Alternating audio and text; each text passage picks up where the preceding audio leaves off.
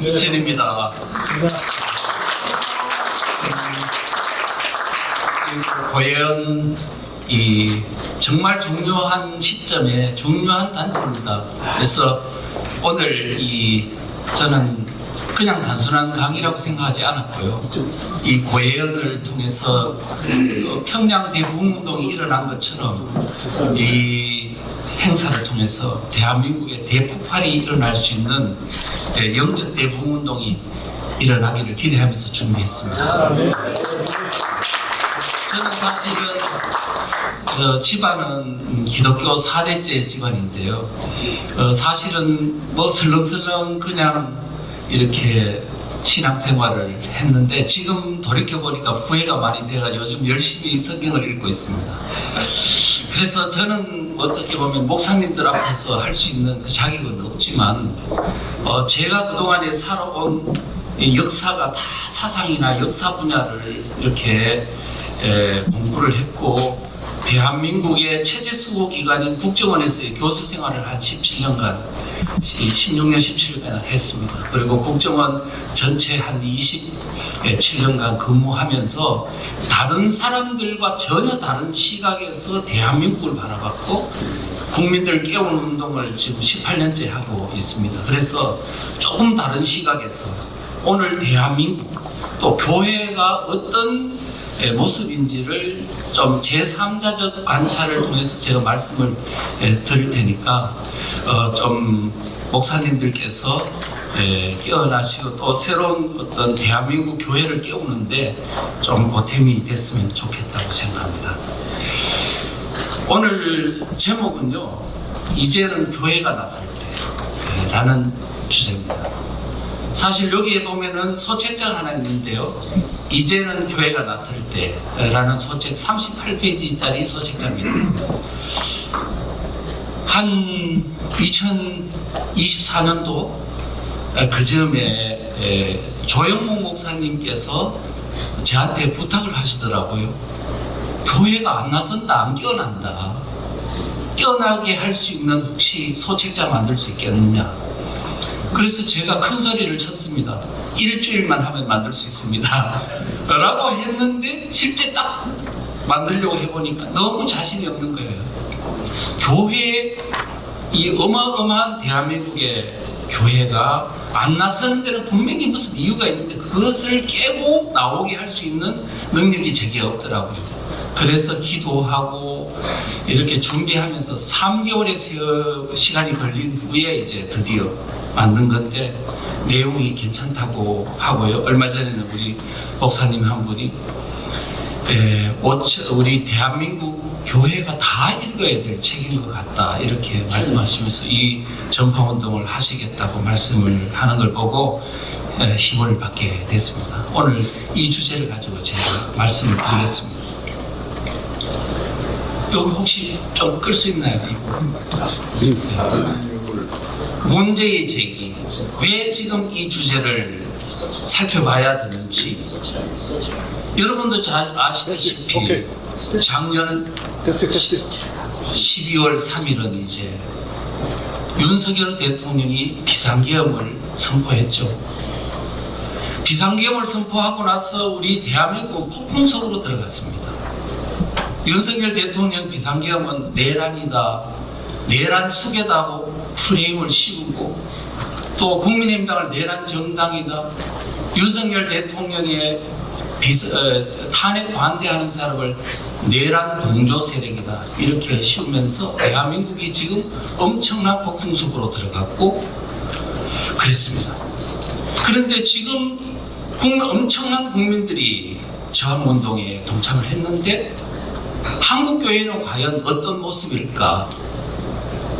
손여보 목사님이 나오신 게 세이브 코리아라고 나오신 게 1월 한 9일인가 정도로 알고 있습니다.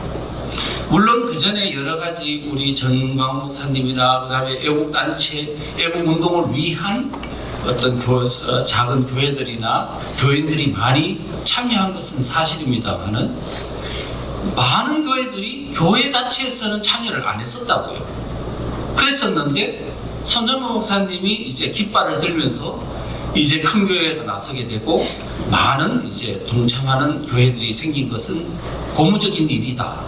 그러나 교회 전체로 보면 매우 작은 소수의 집단이 있다. 이렇게 볼 수가 있을 것 같습니다. 그럼 우리가 지금 저는 교회를 보면서 이런 생각을 했어요. 저는 옛날 이 종북 세력의 실체를 이제 연구하고 한 지가 이미 20년의 세월이 흐르고 국민들 깨우는 운동을 많이 했습니다. 그때 뭘 생각했냐면 종북 세력이 대한민국을 장악하고 체제를 넘기는 이 어떤 상황을 많은 국민들이 전혀 동의를 하지 않고 행동하지 않는 것은 몰라서 그럴 것이다. 언젠가는 대한민국의 이 위기 상황을 알게 되면 나오지 않겠느냐라는 희망을 가졌어요. 특히 자유민주주의 체제가 무너지면 이제 신앙의 자유가 보장되지 못하는 교회는 더더군다나 뛰쳐나오지 않겠느냐, 이런 생각을 했습니다.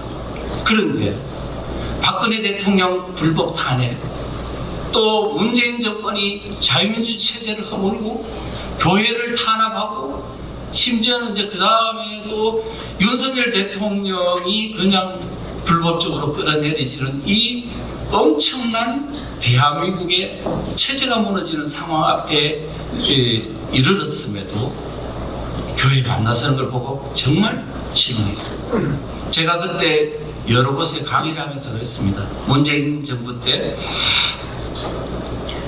한국교회는 성경의 말로 소돔과 고모라보다 더 못한 나라다라고 말을 했어요. 맞습니다. 왜 그런 말을 했냐면 그 소돔과 고모라는 작은 도읍이지만 그래서 의인 5명을 못 구해서 하나님한테 멸망당했지만 대한민국은 도읍에는 5,200만이 사는 나라고 미국의 하나님의 축복을 받아서 초급 먹피하던 나라에서 이렇게 선진국으로 진입한 축복받은 나라인데 이 체제를 지킬 마음이 없어가지고 이렇게 당하는 걸 보고 도대체 이건 뭐하는 나라냐 라고 실망을 금치 못했습니다. 특히나 지금 문재인 정부가 지나고 이재명 정부가 등장했잖아요. 자유민주주의 체제가 이제 상권 분립이며 법치주의가 완전히 정면으로 파괴되는 그것을 보고서도 안 뛰쳐나오는 것, 오히려 숨어가지고 지금 어디 갔는지도 안 보이는 모습을 보면서 도대체 이 나라는 내가 솔직히 말해서 안 지키신다. 대한민국이 지켜지려면 이 나라의 수혜층이 뛰쳐나옵니다. 옛날에 귀족 국가였으면 귀족이 뛰쳐나와야 되고 먼저 전쟁이 나면 자기 희생을 감내하는, 그래서 귀족이 그 권리를 유지할 수 있는 인정함을 받는 건데 도대체 대한민국은 부자들 안 뛰쳐나오지, 그 다음에 이 나라에서 뭐냐면 권세가들이 안 뛰쳐나오지, 그 다음에 자유민주주의 체제가 지켜져야 신앙의 자유가 존재하는 교회가 안 뛰쳐나오지. 무슨 이런 나라가, 그러면서 뭐냐면 돈 없는 자, 힘 없는 자 이런 사람들만 나가라, 나는 못 나간다. 솔직히 말해서 이건 희망이 존재하지 않는 나라입니다. 이건 저는 보면서 이거는 막장까지 갔다, 완전히 콩가루다, 저는 그렇게 판단을 내렸습니다. 그래서 지금은 비난하지 않습니다. 아, 이거는 지금 대한민국은 운명의 길이 그렇게 간다면 어쩔 수 없구나, 이런 생각을 했어요. 그런데 지금 뭐냐면 이재명 정권이 되면서도 이런 현상을 보면서도 교회가 안 움직이는데 도대체 이유가 뭐지? 왜 그러지? 뭔가 이유가 있을 거야. 제가 그동안에 교회를 강의를 하면서 목사님들이나 또는 장로님들, 권사님들과 집사들이 이야기하는 거 보면서 그 내에 뭔가 깊은 장애 상태가 있을 거다. 그게 뭔가 생각해 봤더니 제 나름대로 오늘 바로 그 교회를 움직이지 못하게 하는 족쇄들이 뭔지 제가 그것을 오늘 말씀을 드리려고 합니다. 자, 첫째는 뭐냐면 대한민국이, 교회가요, 대한민국이 지금 체제전쟁 상태라는데 너무 무지합니다. 왜 무지할까? 지금 뭐냐면 대한민국이 어떤 나라인지 애초에 관심이 없는 거예요. 내 삶, 내 우리 교회 뭐 이런 데 관심이 있는 건지, 애초에 뭐냐면은 지금 국가라든가 체제라든가 사상이라든가 이 공익에 대해서 너무 무관심하고 솔직히 목사님들이 가르치지 않습니다. 학교에서도 안 가르치는데 교회에서도 안 가르치니까 무시할 수밖에 없죠. 그런데 교회가 더 심해요. 너무 무지하다. 자, 이 문제가 심각하다는 거. 지금 대한민국은 체제전쟁 중이고 사상전쟁이 치열합니다. 어떤 사상전쟁, 어떤 체제전쟁이냐 하면 대한민국을 공산주의, 사회주의 체제로 끌고 가려는 그런 좌익 세력과 또 공산주의, 사회주의 체제로 가면 안 된다, 자유민주주의 체제를 지켜야 한다는 반공적 자유민주주의를 지향하는 우익 세력 간의 치열한 전쟁이 일어나고 있습니다. 그래서 지금은 솔직히 말해서 느슨한 내전 상태가 아니고 치열한 내전 상태에 진입했다. 지금 그렇게 할 수가 있고요. 근데 지금 이 상태가 문재인 정부 때만 해도 저는 어떤 말을 했냐면 공산화로 가는 구분응선을 넘었다, 그래 말했어요. 문재인 정부, 윤석열 정부 때도 그렇게 했고, 그러면서도 뭘 말했냐면 이미 문재인 정부 때 정부가 사실상 전복됐다. 전복이라는 말은 뒤집어졌다는 뜻입니다. 그리고 사실상 적화 상태에 들어갔다, 저는 그렇게 말을 했거든요. 윤석열 정부 때도 내가 그랬어요. 많은 사람들은 윤석열 대통령이 이제 우파 대통령이 당선됐으니까 이제는 정상적인 국가가 됐는 줄을 착각하더라고요. 그래서 제가 강의 때마다 아닙니다, 여러분들 집으로 돌아가시면 안 됩니다, 이제 전쟁, 역전을 위한 전쟁을 시작해야 될 때입니다 라고 말했어요. 그랬더니 뭐 제가 그 주장했던 게 어떤 한 며칠 만에 100만 명이 보고 또 100만 명이 보고 이렇게 하면서 했다는 뜻은 뭐냐 몰랐는데 진짜 듣고 보니까 맞는 말 같다, 그런 얘기거든요. 근데 사실 왜 그런 말을 했냐면 이미 노동, 교육, 언론 모든 사회 분야는 이미 그들의 손아귀에 장악당했고 이제 입법부도 장악당하고 행정부도 사실상 전복돼 가고 있고 사법부도 그렇고 지방도 많이 전복되고 이런 어떤 사실들을 이야기하면서 뭐를 이야기했냐면은 여러분 문재인 정부 5년 동안에 법이 얼마나 바뀌었는지 아시냐? 법률이 28,000건인가 제한이 되어가지고 그 중에 4,025건이 제정됐습니다.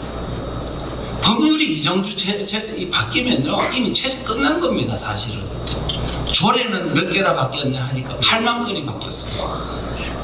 여러분 이 교회가 지금 현재 뭐를 지금 막으려고 노력하냐면 차별금지법이란 그 법안 28,000건 중에 하나인 그 법안을 만들려고 저지하려고 끝없이 노력했는데 지금 법이 이 정도로 바뀌었어요.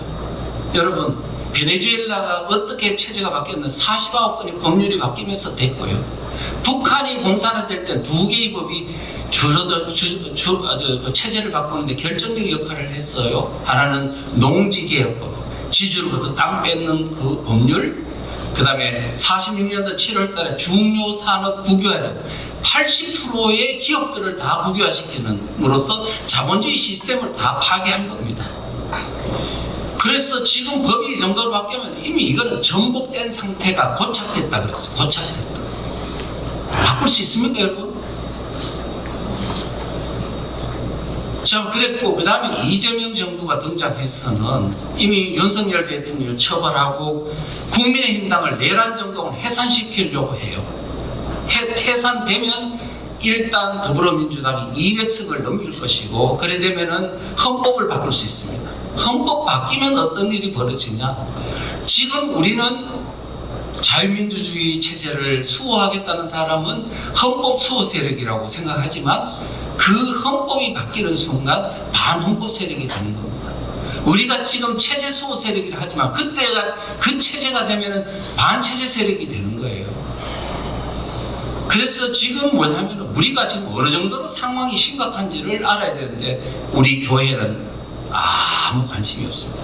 지금 자유민주주의 체제가 잘 지켜진다고 생각하거나 아니면은 뭐 그냥 좌파로 살짝 좌파로 기울어진 상태일지도 모른다. 이 정도로만 생각하니까 뭐 골프 치고 그 다음에 열심히 교회 나가서 이렇게 해피하게 보이죠. 저는 큰 교회 가서 보니까 어떤 교회에 가보니까 경제인들끼리 모여가지고 지금 주식하고 막 이런 거 분석하는 그거를 교회 안에서 주일날 하는 걸 보고 참 낙담을 했죠. 지금 대한민국이 어떤 상황인데 그런 생각을 했습니다. 지금 한국교회가 이 정도로 지금 이런 체제에 대해서 이렇게 각성이 안 됐다는 것은 정말 비극입니다. 비극. 지금 그래서 개헌만 되면 대한민국은 이제는 다시는 되돌릴 수 없는 상태로 들어간다는 것을 명심을 해야 됩니다. 몇 달 안 남았을 수도 있잖아요. 자, 두 번째입니다. 한국교회의 현 정세가 국가 전복 상태임에 대해서 심히 무지합니다. 국가 전복이 뭐냐면은 국가가 뒤집어졌다는 뜻이죠. 국가 전복 안에는 입법부 전복, 입법부가 국회가 전복됐다는 것이고 행정부가 전복됐다, 사법부가 전복됐다, 모든 국가를 구성하는 중요 진지들이 전복됐다는 뜻입니다. 모든 게 토탈로 전복되면 국가 전복이라고 할 수 있죠. 지금 이 상태, 전복이라는 개념 자체도 몰라요. 윤석열 대통령이 이번에 비상계엄을 하면서 왜 자기가 비상계엄을 했는지 말씀을 했습니다. 많은 사람들은 뭐라고 했냐면 비상계엄 하니까 이게 미쳤나? 아니 뜬금없는 왜 비상계엄이냐? 자유민주주의 체제가 잘 지켜지고 지금 잘 돌아가고 있는데 왜 무슨 무장폭동이나 일어난 것처럼 군인들을 동원해서 비상계엄을 하느냐라고 사람들은 말하는 사람이 많았습니다. 특히 교회에서 그런 사람들 많았잖아요. 근데 문제는 저는 국정원 직원 출신이잖아요. 저는 체제에 대한 얘기만 얼마나 많이 연구를 하고 관찰을 했겠습니까? 18년 동안 저는요 하루도 현재 대한민국이 돌아가는 체제 위기 상황을 생각하지 않고 지난 날이 없을 정도입니다. 얼마나 많은 강의를 하고 책을 수십 번이나 한 20번 이상 썼고요. 소책자는 10번 이상 쓰고 강의도 한 1000번에 이를 정도, 퇴직한 이후만 해도 한 1000번쯤 될 겁니다. 한 번 할 때마다 제 부족한 능력을 있기 때문에 최선을 다해서 내가 강의 준비를 하면서 현상을 바라보고 분석하고 해왔습니다. 우리 가족이 뭐냐면 이제 제발 좀 그만합시다. 가족들의 피해가 너무 크다는 거예요. 그럼에도 불구하고 아는 사람으로서 이 대한민국의 위기가 닥치는 것을 내가 그냥 가만히 있을 수 없다 해가지고 지금 하는 거지 그냥 좋아가 하는 게 절대로 아닙니다. 많은 분들은 내보고 그래요. 아이고 이 교수님 열심히 하세요. 제가 뒤에서 기도해 드릴게요. 기도 안 해도 됩니다. 저는 하나님으로부터 부여받은 제 사명을 감당하기 위해서 하는 것이지 내가 누구를 보여주려고 하는 거 절대로 아니에요. 현재 지금 대한민국 상황이 그렇거든요. 그래서 지금 이 윤석열 대통령이 한 말을 가만히 보시라고. 그때 저는 뭘 했냐면 올 게 왔구나 라고 생각했어요. 제 눈에서는 다 보였어요. 올 게 왔구나. 윤 대통령 이제는 더 이상 견딜 수 없는 국가 대통령으로서 도저히 이제 더 이상 감당이 불가능한 상황에 이제 궁지에 몰렸다. 어쩔 수 없었을 것이다. 물론 그게 잘했냐 못했냐, 비상계엄의 내용이나 절차가 어떤 문제가 조금씩 있느냐, 그런 문제를 떠나서 왜 누가 비상계엄을 했는지에 대해서는 정확하게 저는 알고 있습니다. 자, 뭐라고 했냐면 이렇게 말했습니다. 더불어민주당이 입법 독재를 통해서 국가의 사법행정 시스템을 마비시키고 자유민주주의 체제 전복을 기도하고 있다 라고 하면서 자유민주주의의 기반이 되어야 할 국회가 자유민주주의 체제를 붕괴시키는 괴물이 된 것이다. 종북 반국가 세력을 일거에 척결하고 자유헌정질서란 말은 자유민주적 기본질서라는 개념으로 헌법이 되어 있습니다. 그걸 지키기 위해 비상계엄을 선포한다. 이렇게 말했어요. 자, 이 내용의 핵심은 뭐냐 하면은 제가 생각할 때 한 3가지 정도. 첫째는 종북 반국가 세력이, 종북 반대한민국 세력이 국회를 장악했다. 두 번째, 종북 반국가 세력이 국회를 장악한 후에 그 국회를 진지로 행정부 사법부를 마비시키려고 공격을 했다. 그래서 이제 정부가 마비되거나 전복되는 상황으로 갔다. 그런데 그 끝은 뭐냐면 자유민주주의를 파괴하기 위해서 했다. 그러면 우리가 비상계엄이 옳으냐 그르냐를 말할 때 그냥 상식적으로 나는 비상계엄에 대해서 동의 못해. 아니 본인이 동의 못한 거 하고 대통령은 왜 이런 비상계엄을 했는지에 대한 이유를 명확하게 알고 그 다음 뭐냐면 나는 그래 동의 못해? 동의할 수 있네. 이걸 해야지. 윤 대통령이 어떤 근거로 무슨 이유로 이 비상계엄을 했는지에 대한 명확한 이해도 하기 전에 자기 멋대로 생각하면 되겠냐. 윤석열 대통령이 얼마 전에 그랬잖아요. 조태용 그 외교부 장관이 그랬잖아요. 비상계엄을 할 때 나는 비상계엄에 반대합니다라고 했더니 윤 대통령이 대통령 입장하고 지금 국무위원들의 입장하고 다르다라고 말했잖아요. 저는 국정원에 있었기 때문에 잘 알아요. 정보기관에 의해서 지금 계통 대통령한테 정보보고가 올라가요. 현재 이런 상황입니다. 그 정보보고를 다 모든 정보기관이나 수사기관으로부터 이 모든 대한민국에 일어나는 지하에서 움직이는 모든 것들을 다 낱낱이 다 알고 있는 대통령으로서는 일반 국민들과 전혀 다른 판단을 하게 되는 것입니다. 그래서 이게 이제 저는 그런 걸 이해하고 있기 때문에 대통령이 이런 비상계엄을 할 수밖에 없었다라고 보는 거거든요. 자, 그 다음에 이제 대통령이 종북, 그래서 여기서는 뭐냐면, 첫째, 종북 반국가 세력이 국회를 장악한 게 사실인가? 예, 두 번째는, 그러면 이 국회를 진지로 행정부 사법부를 마비시키고 한 것도 사실인가? 세 번째는 자유민주주의 체제를 파괴하려고 했던 게 사실이다. 이 세 개를 분명하게 만약에 윤석열 대통령이 했던 것이 사실이 아니라면 그럼 좋습니다. 내란이든 뭐 7.2 쿠데타를 했던 그렇게 해도 되지만 만약에 대통령이 그렇게 봤던 진단이 사실이라면 비상계엄은 정당한 것이다. 결코 내란이 될 수 없다. 맞지 않습니까? 맞습니다.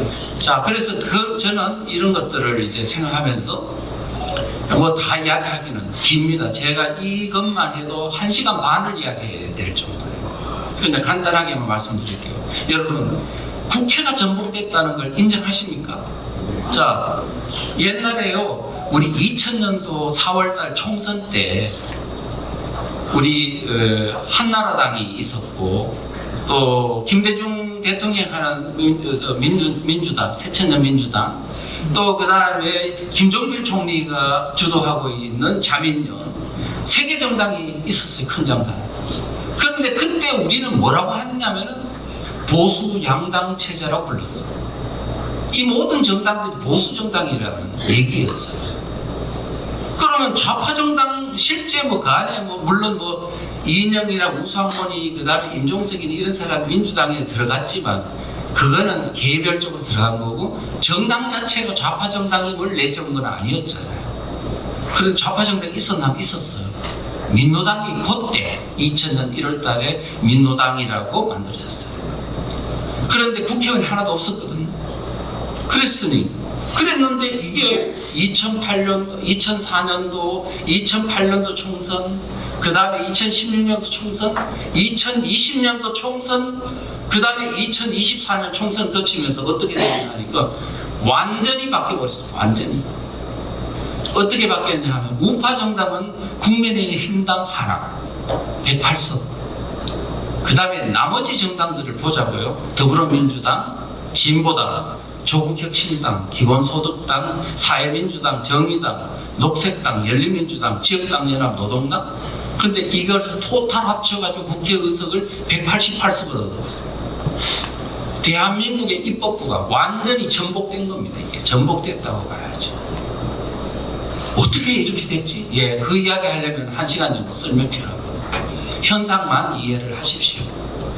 자, 이 정도 되는 데는 뭐냐면 두 단계를 거쳤어요. 2000년도부터 2001년도부터 북한이 지령을 내렸어요. 종북 세력한테 어디로 들어가라고. 제도권 정당으로 들어가라고. 햇볕 정책이 이런 여러 가지 유리한 환경이 있기 때문에 어디로 들어가라. 제도권 정당으로 들어가라. 그렇게 해서 이제 종북 세력들이 2001년도 군자살의 약속을 하면서 이제 본격적으로 제도권 정당 민노당에 들어가서 민노당 안에 당권을 장악하고 2012년도 대선에서 그들이 정권을 잡으려 했다가 통진당 이석기 통진당과 그 다음에 문재인을 앞선 민주통합당이 야권 연대를 통해서 공동정권을 구성하려다 실패를 했죠. 자, 그리고 그 이후 통진당이 해산되고 나서 그 다음에 어디로 갔냐면 다시 이들의 세력을 규합해서 그 다음에 이재명 경기도 성남시를 기반으로 세력을 넓혀서 그 다음에 더불어민주당으로 들어갔어. 더불어민주당을 장악하고 이제 본격적으로 그 작업으로 다시 들어간 종북 세력에 의한 정권을 창출하기 위한 작전으로 돌입하는 이제 이런 상태에 이르게 됐지 않습니까? 지금 이 정도로 생각해 보면 이게 간단한 문제가 아니죠. 그런데 이 부분에 대해서 우리 교회는 너무나 무관심하고 관심을 기울이지 않았습니다. 자, 그랬다는 걸 말씀드리고요. 세 번째 문제입니다. 한국 교회는 보수 진보, 진보 보수, 좌파 우파 개념에 대해서 너무나 무지하다. 용어 혼란 전술에 대해서 연구를 한 바가 없어요. 이것을 가르치는 기관도 없고, 그러니까 이것 때문에 어떻게 되냐? 보수 진보, 그 다음에 우파 좌파 사이에서 중립을 지키는 그런 행태가 이미 보편화됐어요. 자, 제가 그래프를 하나 그렸습니다. 지금 보수 진보라는 거는요, 여러분들이 지금 모르시는 분들이 지금 여기에 계신 분들은 상당히 이제 이해도가 있으신 분들이 많지만, 진보라는 개념은 원래 이거는 공산주의자, 좌익 또 좌파 세력들이 자기들을 정당화시키고 포장하기 위한 가장 용어가 진보 세력이라는 용어입니다. 진보 세력이라 하면 공산주의자, 사회주의자를 의미하는 용어입니다. 그런데 일반 사람들은 뭘 생각하냐면 그게 진보 세력이라 하면 나아갈 거는 앞으로 나가는 거니까 매우 좋고 이제 희망적이고 발전적인 개념으로 생각해서 그렇게 긍정적으로 생각하고요. 그 다음에 진보 반대되는 보수 세력이라 하면 진보를 거부하는 수구꼴통이네, 퇴보 세력이네, 이런 이해도를 갖게 되다 보니까 이제 젊은 사람들이 전부 다 진보 그룹으로 다 들어가고, 보수 세력한테는 청년들이 코빼기가 모이는 세월을 지났습니다. 30년의 세월 동안에 진보 보수란 프레임 때문에 결국은 좌익들이 완전히 정치권을 우리 속된 말로 완전히 아도를 쳤다 해야 되나, 도리를 해야 된다 하나, 이런 어떤 상태로 완전히 그냥 공짜로 젊은 청년들을 다 그냥 자기 우군화를 할 수 있는 상황으로 한 그런 아주 그들에게 가장 유리한 프레임이 바로 진보 보수라는 프레임입니다. 그럼 지금 국민들한테 보면 지금은 많이 바뀌었습니다만은 진보 그룹이 있고 중도가 있고 보수가 있고 이 3자에 이렇게 분리되어 있는 상황이다 보니 그럼 목사님들이 뭐라 그러냐면, 보수 세력도 있고 진보 세력도 있고 중도 세력도 있는데 우리가 어떻게 보수를 그냥 구분할 수 있느냐, 말도 안 된다. 그러면서 중립을 지켜버리는 거예요. 그런데 이 잘못된 좌익들이 만든 프레임을 다 깨부시고 진짜로 딱 했어요. 대한민국의 자유민주주의 긍정 하나 부정하냐, 대한민국 세력이냐 반대한민국 세력으로 딱 나눠보니까 대한민국 긍정하는 세력이요 거의 80% 훨씬 넘어요. 90% 아마 더 넘을지도 몰라요. 그런데 반대한민국 세력은 소수인데 이렇게 잘못된 판단을 가지고 막 들어간 국민들이 너무 쏘가서 들어간 사람이 많아가지고 지금 완전 우리가 완전히 혼미에 빠지고 완전히 정권을 잃어버리고 말았잖아요. 그래서 우리가 제대로 된 걸 프레임을 가지고 다시 해보니까, 아니 그러면 목사님들이 반대한민국 세력하고 대한민국 세력 사이에서 중립을 지켜서 되냐 안 되냐 이렇게 물으면 어떻게 생각하십니까? 돼요 안 돼요? 안 되죠. 안 돼요. 그러면 공산주의와 사회주의와 자유민주주의 사이에서 중립 지키면 돼요 안 돼요? 안 되지요. 그런데 우리는 왜 지금까지 목사님들은 중립을 지켰냐 하니까 잘못된 프레임 때문에 중립을 지킨 거죠. 이것 때문에 오늘 교회가 못 움직인 거죠. 그 다음에 또 다른 거로 볼까요? 우파 좌파라는 것도 마찬가지입니다. 좌파라는 말은요, 이게 잘못된 용어예요. 좌익 세력, 공산주의 사회주의를 지향하는 좌익 세력과 그 다음에 자유민주주의를 긍정하지만 이제 좌익으로 기울어진 사람들을 좌경 세력이라고 하거든요. 기울어질 경 써가지고. 그러면 좌익 세력과 좌경 세력은 엄연히 노선이 달라요. 무슨 얘기냐면 좌익 세력은 공산주의 사회주의를 노골적으로 지향하는 세력이고, 좌경 세력은 자유민주주의 세력인데 약간 오염이 됐다는 뜻이잖아요. 그리고 지금 우리가 지금 진보 텐트 안에 또는 좌파 텐트 안에 잘못 들어간 사람이 얼마나 많냐고요. 지금 이재명의 실체를 알았으면 안 들어갔을 사람이 많이 들어가 있잖아요. 이거를 제대로 안 가르쳐주는 나라면. 그럼 그 사람들 보고 이거는 반대한민국 세력이라고 이야기할 수 있나요? 지금 용어의 잘못으로 인해 대한민국 국민들이 전부 다 잘못된 그룹으로 지금 해가지고 지금 전쟁을 치른 겁니다. 선거를 치른 거라고요. 체제가 지금 넘어갈 상황이 같다고요. 이와 같은 좌파 우파의 프레임 안에는 좌파도 있고 중간에는 또 뭡니까? 중도가 또 있고 또 우파가 있대요. 그러니까 이게 지금 얼마나 혼미한지 몰라요. 제가 얼마 전에 작년 7월인가요? 국회 대강당에서 특강을 했어요. 하도 우리 우파들 말하자면 우파 내에서 분열이 심해서 뭐라고 했냐면, 내가 강의하기 전에 강의하면서 이렇게 물었어요. 여러분, 전부 다 시민단체 장들이잖아요. 1000명이 나왔어요. 1000명이나. 그래서 제가 여러분 우파라는 용어에 대해서 제가 물어보겠다. 대한민국 국민 중에 우파가 과연 몇 명이라고 몇 프로나 되는 거라고 생각하냐 그랬더니 어떤 사람은 10% 20% 손 드세요. 또 30% 40%가 우파라고 생각하는 사람 손 드세요. 그 다음에 50%에서 60% 60%에서 70%에서 80% 이렇게 물어봤더니 비율이 비슷하게 나왔어요. 그래서 제가 이야기했어요. 여러분들은 지금 우파 운동한다고 끝없이 노력했던 분들 아닙니까? 그런데 여러분도 보다시피 우파라는 개념 하나를 두고 대한민국 국민 중에 우파가 10% 20%밖에 안 된다는 사람이 있는 반면 70% 80%가 우파라고 생각하는 사람들이 사이에 이렇게 용어의 개념에 혼란이 일어나면 충돌이 일어나겠냐 안 나겠냐. 자기들이 완전 놀라버리는 거예요. 심각하구나. 그래서 지금 우리가 이런 용어에 관한 문제, 이런 어떤 정치적인 공부를 하나도 안 하다 보니 완전히 우리끼리 싸워가지고 완전히 자멸수로 지금 가고 있는 거예요. 성경을 볼 때 그 용어 하나하나 막 꼬치꼬치 따지지 않습니까? 사상도. 이보다 더 많이 따져야 되는 게 사상이라고. 그 용어에 대한 공부를 하나도 안 하니까 이 모양이 된 거죠.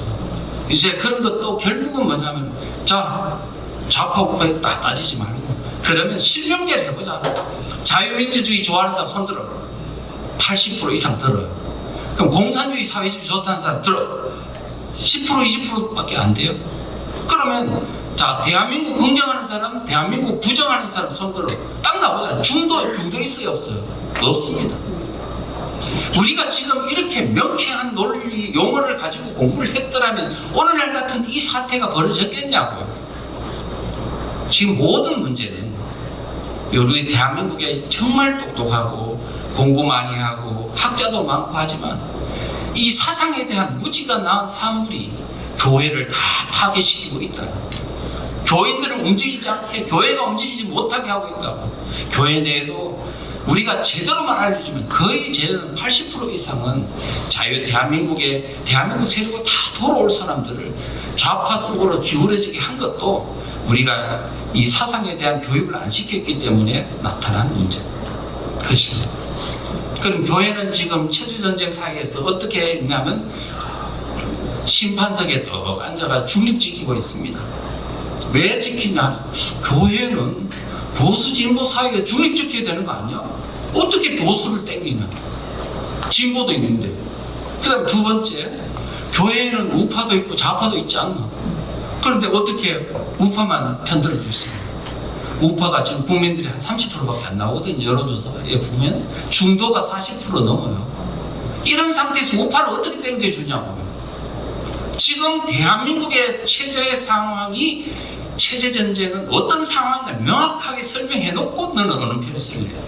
이렇게 말해야지 되지 않겠습니까? 자, 네 번째로 보면 이 한국교회의 특이한 공산주의에 대한 관용 문화가 지금 대한민국 교회에 완전히 그냥 쇠말목을 박아놓고 있습니다. 움직이지 못하게 말이죠. 저는요, 호남을 많이 가봤습니다. 영광군에 가보고, 영광군에 가면은 그 영산교회라고 있는데 6.25 전쟁이 이제 인천 상륙작전이 있고 북한군이 전세가 역전돼서 북한으로 막 그냥 급하게 올라갔습니다. 그런데 올라가면서 많은 있잖아요. 뭐 대전교도소에 가두어뒀던 6,000명 학살하고 전주교도소에 있는 한 1,000명 학살하고 그렇게 많은 사람들을 학살하고 올라갔습니다만 북한군이 올라가고 이제는 북한군이 거의 없어요. 없는 상태에서 10월 달에 너무너무 많은 전라남도 쪽에서 특히 너무 많은 집단 학살극이 일어났습니다. 누구에 의해서 학살했냐? 그러면 북한군이냐? 아닙니다. 누구요? 그 동네 좌익들에 의해서 일어난 비극입니다. 얼마나 죽었냐고요? 전라남도가 많이 죽었는데 영광군이 한 2만 명 이상이 죽었대요. 신안군 많이 죽었어요. 저 다 가봤습니다. 영산교회 교인 77명이 다 죽었어요. 김박원 목사님 그 손자 아들 다 해가지고 교인집에 숨어 있다가 그 좌익들에 잡혀가지고 이 갑구목 있죠. 뭡니까? 이 장작을 아들한테 주면서 아버지 패 죽이라. 그러면 봐줄게. 그러니까 나 안 된다 그랬더니 그 자리에서 다 그 사람들이 패 죽여가지고 다 죽었어요. 아들만 겨우 살아나가지고 교회 목회하다가 그 심리적 트라우마 때문에 결국은 일찍 죽어버렸어요. 자, 영광군 영산교회 옆에 야월교회는 65명이 전원 학살당했습니다. 자, 제가 신안군에 정도로 가봤더니 문준경 전도사가 백사장에서 처형당했더라고요. 좌익에 의해서. 그런데 그때 가보면서 느낀 게 있어요. 그 공산주의자들의 악행에 대해서 순교당한 그거를 막 이렇게 설명을 하시는데 어떤 한 부분에 딱 가면 이상한 부분이 딱 걸리더라고요. 그런데 그게 뭐냐 하니까 학살당한 그 유가족들이 학살한 그 어떤 범죄자들한테 구명운동을 하는 거예요. 예수 믿으면 용서해줄게. 예수 믿으면 용서해줄게. 그래가지고 그 사람들이 좌익들이 그 범죄자들이 그 엄청난 비극적인 학살을 한 그 범죄자를 용서해주는 바람에 이 처형을 안 나고 면하고 살아난 사람들이 많아요. 정말로. 그러다 보니 내가 한 교회에다가 물어봤어요. 이 교회 안에 학살한 사람과 학살한 후손이 사냐? 그래서 산대. 교회 나온대. 그럼 학살당한 유가족이 있냐? 있대. 그러면 서로 아나? 그랬더니 학살당한 집안은 안 돼요. 근데 학살한 집안은 모른대. 이런 비극적인 일이 일어났어요. 일어나면서 저는 뭘 알았냐면 이상하다. 이 공산주의에 대한 이상한 관용 현상이 있다는 것을 알게 됐어요. 뭐라고 하냐면은 다 예수님이 옛날에 왜 그 아시죠? 여수의 손혜원 목사님 여수 순천 반란 사건 때 그 자기 아들 둘을 죽인 그 사람을 용서해가지고 구명운동을 해서 자기 아들로 또 입적을 해가지고요 살게 했던, 그래서 사랑의 원자탄이라고 그랬잖아요. 저는 그 영향이 크지 않을까. 아, 이게 예수님이 원수를 사랑하라는 그 어떤 명령으로 잘못 착각을 한 거죠. 거기서 지금 한국 교회, 특히 전라도 지방의 교인들이 이 문제에 대한 근본적인 하나님의 원리, 예수님의 원리가 뭔지를 정확하게 모르고 대처하는 바람에 그 어떤 후유증이 매우 우리 교인들 사이에 깊이 뿌리박혀 있고, 공산주의자는 이게 배척하면 안 되는 대상, 사랑의 대상, 이렇게 잘못 이해된 측면이 있습니다. 자, 그래서 과연 이 공산주의자를 관용하는 게 예수님의 사랑의 실천인가? 어떻게 생각하세요? 저는 지금 사실은 집사입니다. 집사인데 제 상식으로는 저는 성경을 이해할 때 그렇게 이해가 안 되더라고요. 원수를 사랑하는, 자기를 미워하는 원수를 사랑하라고 그랬지 사탄을 사랑하라고 말한 적이 없어요. 그런데 지금 한국교회는 공산주의자, 사실은 사탄인데 사탄을 나를 미워하는 인간적인 원수로 착각을 해가지고 그걸 관용하는 문화가 있다는 거죠. 그래서 지금 교회는 좌파도 있고 우파도 있고 라고 하면서 좌파를 관용하는 문화는 지금 그때 잘못된 뿌리가 지금 한국 교회에 깊이 어둠의 영으로 지금 작동하고 있지 않나, 저는 그렇게 생각하고 있습니다. 자, 그러면 도대체 공산주의자가 이게 사탄이라고요? 이렇게 물을지도 모르겠습니다. 사실은 사탄입니다. 저는 공산주의자들의 어떤 6.25 전쟁 때 그 수많은 사람들을 죽인, 학살한 그 모습을 보면서 이거는 도저히 악령이 아니고는 이렇게 할 수 없다. 그러면 한국만 그랬냐? 캄보디아에서는 800만 명 중에 200만 명 학살하고, 그 다음에 그래서 전 세계 공산주의 70년의 공산주의 역사에서 인류를 학살하고 굶어 죽이고 한 게 얼마냐? 1억 명이 넘는다고 프랑스 학자들이 다 그렇게 연구해놨어요. 악령이 아니고서요 어떻게 그런 사람들을 잔인하게 학살할 수 있습니까? 그런데 지금 리처드 윈브라는 분이 쓴 막스 앤드 사탄이라는 책을 보니까 너무나 정확하게 사탄임을 증명했습니다. 마르크스도, 레닌도, 스탈린도, 모태똥도, 김일성도 원래 다 예수 믿다가 완전히 사탄 숭배로 돌아선 사람들입니다. 그런 것들을 보면 그렇고요. 그 다음에 그래서 저는 뭘 생각하냐면 공산주의의 관용은 하나님에 대한 배반이다. 절대로 이거는 원수가 아닙니다. 이거는 사탄입니다. 그래서 10계명에 있는 제1계명을 위반한 것이다. 10계명이 제1계명은 뭐냐면 내 앞에 다른 신을 두지 말라. 지금 이거는요, 공산주의는 유물론이 아닙니다. 유물론이라고요? 생각하십니까? 아닙니다. 사탄 숭배입니다. 유물론이라는 것은 공산주의가, 마르크스가 자본주의 체제를 무너뜨리기 위해서 도구적인 것으로 변증법이나 유물론이를 가져와서 한 거지, 근본적으로 이 사람 속에는요 악령이 도사리고 있고 이 책 속에 잘 설명을 하고 있습니다. 그 다음에 지금 우리가 김일성 북한의 주체 사상은요, 이미 세계 종교학자들이 세계 10대 종교 안에 든다고 다 말했습니다. 이슬람보다 더 사악합니다. 이슬람사 나라에 가보면요, 기독교인들이 다 있잖아요. 근데 북한에는 기독교인이 없습니다.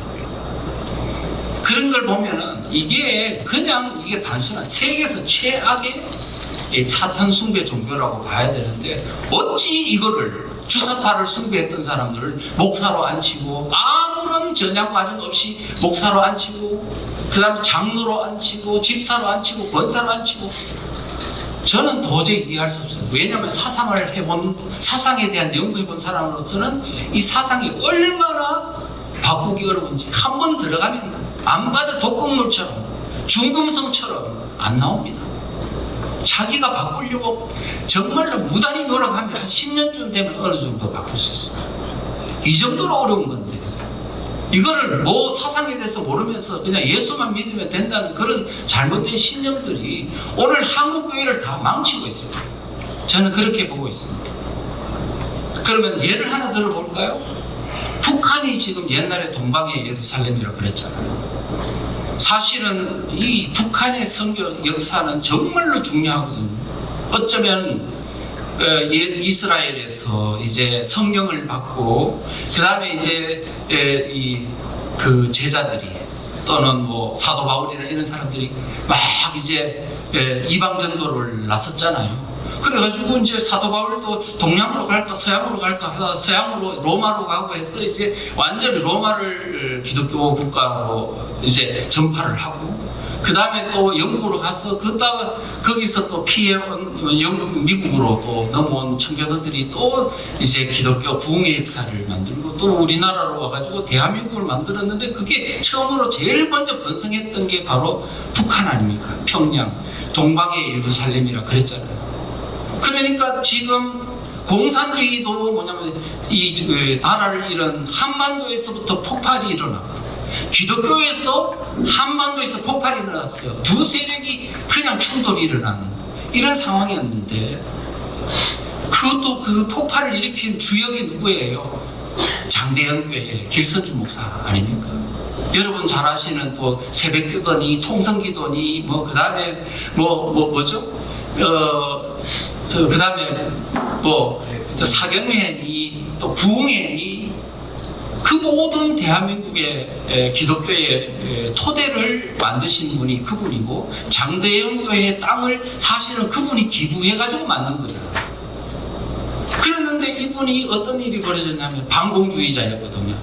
또 3.1운동에 우리 33인 중에도 포함되는 그런 위대한 애국 목사였잖아요. 그런데 1920년도 들어와서 이제 우리나라의 공산주의가 서서 물들어가는데, 이제 교회 속으로도 이제 공산주의 사상이 물들어가서 젊은 청년 교인들 중심으로 스며들어가는 겁니다.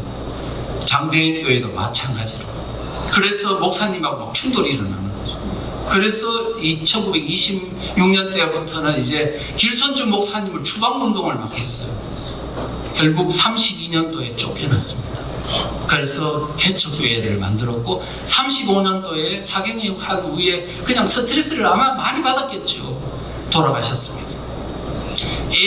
그 북한 교회가 동방의 예루살렘이라고 하고 교회가 부흥했지만 2,000 몇백 개 교회가 있다고 하는데, 그 교회가 부흥했지만 결국은 뭐냐면 공산주의에 대해서 스며들어서 방공 목사를 배척하는 그 문화들이 북한 지역 내에 쭉 그냥 독가스처럼 스며들어 있었어요. 20년이 지난 후 1945년 해방이 됐는데, 바로 북한 지역으로 누가 왔어요? 김일성을 앞세워서 소련군이 왔어요. 김일성을 앞세웠어요. 이 김일성은 기독교인 출신이다. 뭐 엄마는 강반석이고 이렇게 이야기하니까 사람들이 기독교인이네. 그렇게 하면서 또 공산주의 사상에 대해서 경계심이 없는 거예요. 왜? 이미 20여 년 전부터 꾸준히 공산주의에 대해서 교회 내에 다 스며들어 있었으니까. 그랬어요. 우리가 아시다시피 북한이 왔을 때 조만식 선생, 여러분 잘 아시죠? 조만식 선생은 김일성이가 예의 바르게 행동하니까 예의 바르네. 또 집안이 기독교 집안 아니냐 해서 김일성, 그 다음에 평양 공설운동장에서 김일성 환영대회를 할 때 대회장을 맡아주셨습니다. 그 다음에 조선에서 가장 먼저 정당을 만들었어요. 조선민주당이라고. 누구하고 만들었냐? 김일성 세력하고 만들었습니다.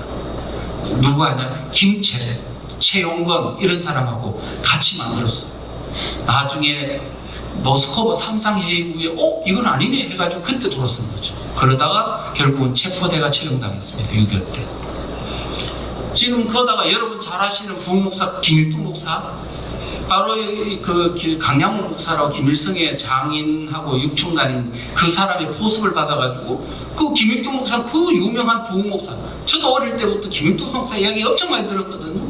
그 사람이 선동당해가지고 김일성 선전하러 북한에 다니면서 그냥 하니까 우리 교인들이야 이게 맞나? 조만식 선생이 그렇지, 김육도 목사 그렇지. 그러니까 3분의 1의 교인들이 헷가닥 해가지고 김일성 지지로 돌아서고 3분의 1 혼미에 빠진 거예요. 1분은 뭐냐? 우리 한경직 목사님을 이제 이런 사람들은 또 내려와가지고 남학 안 된다니까 빨리 내려오자 해가지고 피했지만 나머지는 우왕좌왕 하다가 바로 못 내려오고 그 다음에 처형당합니다. 6.25 전쟁 때요, 완전히 황해도부터 교회 지방 교인들은요 다 그냥 학살당했습니다. 10월달에. 그때 김일두 목사가 이제 그때 도로선들 이미 때가 늦은 거 아니에요? 6.25 전쟁이 일어났을 때 김일두 목사가 그 서문박교회라고 있는데 거기서 기도회를 하면서 저 미국이 침략해 왔으니까 우리가 전부 다 헌금합시다. 10만 원을 모아가지고 무기 사라고 줬습니다. 이게 어디서 왔느냐? 그분이 잘못됐다를 떠나서 이미 북한 내에 공산주의에 대해서 만년에 있는 사상에 대한 관용적 태도가 바로 결국은 북한을 완전히 그냥 기독교를 멸절시켜버렸습니다. 멸절시키고 지금도 기독교가 존재하지 않습니다. 그때 살아남은 사람들이 남한에 와가지고 남한 교인들을 막 깨운 거예요. 그래서 지금 살아있는 건데 우리가 지금 교회가 지금 공산주의 문화에 다시 또 관용해가지고 교회는 좌파도 있고 우파도 있고 그러면서 이렇게 되면 제가 볼 때는 유럽 교회 욕할 거 하나도 없습니다. 우리는 더 비참하게 교회가 파괴될 가능성이 있습니다. 지금 우리가 빨리 깨어나지 않으면 지금 이거는 이재명의 문제가 아닙니다. 본질의 문제. 그래서 우리가 지금 이 문제들을 꼭 신경 써야 될 것이고요. 그리고 또 하나는 뭐냐면 공산주의가 이 세뇌 문제가 얼마나 심각한지를 잘 모르시는 것 같아요. 보십시오. 공산주의 사상 잘 안 바뀝니다. 문통이 설령 우리 부친을 칼로 찔렀다 하더라도 그분에 대한 지지를 철회하지 않겠다. 그것은 비난받아 마땅한 폐륜이지만 부모 잃은 슬픔보다 더한 슬픔 속에 살고 싶지 않기 때문에 무섭습니다, 여러분. 그리고 소련의 KGB의 그 사람, 미국의 그 세뇌 공작을 했던 사람이 그러잖아요. 15년 정도 공작을 하면은 어릴 때부터 15년 공작하면은 문제는 다시는 영원히 못 돌아간다 그래요. 흙을 백이라고 해도 백을 흙이라 해도 안 믿는다는 거예요. 언제 바뀌냐 그랬더니 자기가 그때 정치공 수용소에 들어가 봐야 한다. 그만큼이나 사상이 교정하기 어려운 이 독극물이고 그런 건데 우리는 그냥 예수만 믿으면 그냥 당연히 세대적 이런 세뇌된 게 안 교정될 거라고 생각하는데 큰 착각입니다. 제가 그 교회 다니는 분들이 이제 그 대학 때 해방신학이니 뭐니 기독교 서클에 들어갔다가 오염돼가지고 1년 반 있다가 나왔는데도 그거를 어느 정도 바로 잡는데 10년 걸렸다고 그래요. 어렵습니다. 세뇌라는 건 순식간에 이게 그냥 프로그램이 탁탁 돌아 나오기 때문에. 그리고 전향한 사람들의 얘기를 들어보면 이거는 공황장애뿐만 아니고 우울증, 그 다음에 사람이 완전히 정신이 파괴되는 현상을 겪거든요. 우리가 이건요 절대로 저는요 국정원에 있으면서 국정원 직원들에게 강의할 때 전향한 사람들은 어떻게 하냐면 당신이 어떻게 해서 전향했는지 그 과정을 설명하는 거로 강사로는 쓰지만은 정신적으로 영향을 미치는 자리는 아주 무섭습니다. 자, 그 다음에 한국교회의 잘못된 정교분리 개념이 있거든요. 이 정교분리 개념도 문제는 이제 정교분리를 잘못 알고 있는 거죠. 그래서 교회에서 정치 이야기 하지 말고 정치 이야기도 못한다. 이거는 심각한 거죠. 지금 그래서 이거는 뭐냐면 교회는 하나님의 전이니까 정치하기잖아. 그렇다면은 공산주의 사탄이 정권을 잡아서 교회를 파괴해도 그냥 가만히 있어야 된다는 얘기야. 이런 게 어디 있습니까, 세상에. 말도 안 되죠. 그러니까 교회는 더더욱이나 그런 문제를 이야기 안 하니까 완전히 무지의 극치입니다. 지금 일반 국민들보다 교인들이 더 몰라요. 근데 미국은 안 그렇습니다. 제가 가고 이렇게 봤어요. 트럼프 대통령이 여러 가지 뭐 좀 우리 속된 말로 꼴통이다 뭐 이런 어떤 그런 모습도 있잖아요. 그런데 제가 물어봤습니다. 미국에 있는 기독교인들은 트럼프를 얼마나 지지하냐? 70% 이상 지지합니다.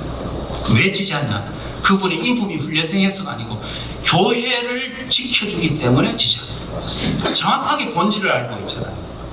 그런데 우리는 왜 모릅니까? 지금 일반인들보다 교회가 더 나빠요, 상태가. 예, 목사님들의 책임이 사실은 크다 이렇게 생각하거든요.